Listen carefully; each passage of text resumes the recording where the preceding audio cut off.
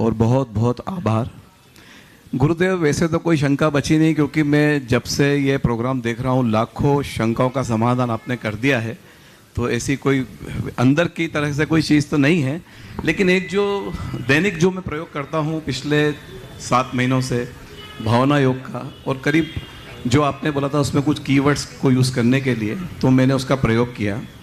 मेरी एक ही इसमें शंका है छोटी सी, कि जब मैं ये भावना योग हम लोग करते हैं तो उसमें हम कई तरह से अपने 5 पापों का और 8 जो कर्म होते हैं उनके बारे में भी हम उसको कीवर्ड्स के रूप में उपयोग करते हैं।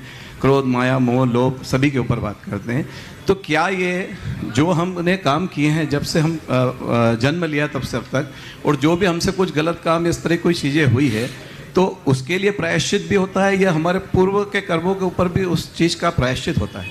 मेरा देखिए, जब हम भावना योग करते हैं तो उससे हमारी परिणाम शुद्धि होती है, और परिणामों की शुद्धि से चित्त निर्मल होता है, भाव विशुद्धि होती है। भाव विशुद्धि के होते ही पुण्य का संचय होता है और पाप का क्षय होता है। तो जब हम ऐसा कोई भी शुभ कर्म करते हैं तो हमें दोहरा लाभ होता है। भावना योग ऐसी ही एक शुभ परिणति है, उससे हमें भाव विशुद्धि की प्राप्ति होती है। ये भाव विशुद्धि पुण्य का संचय भी कराती है, जिससे हमारे अंदर सकारात्मकता बढ़ती है, और पाप का क्षय कराती है, जिससे हमारी मलिनता नष्ट होती है। तो इसे हमें निरंतर करते रहना चाहिए। नमोस्तु गुरुदेव, आभार। बदो दिन बीत जाते हैं, यादें ही शेष रह जाती है, और